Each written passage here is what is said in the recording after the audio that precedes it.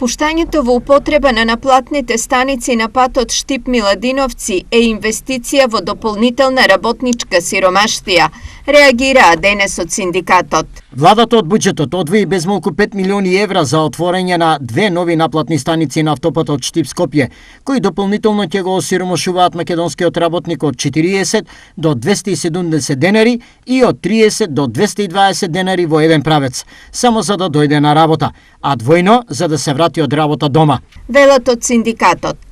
Од друга страна, владата кажува дека нема 5 милиони евра колку што чини зголемувањето на платите на вработените во јавниот сектор за еден месец, констатираат од синдикатот. Владата смета дека и покрај сите зголемувања на цените на електричната енергија, горивата, основните прехранбени продукти, не треба да му помогне на работникот, туку треба да воведе и нови давачки и дополнително да го осиромашува работникот.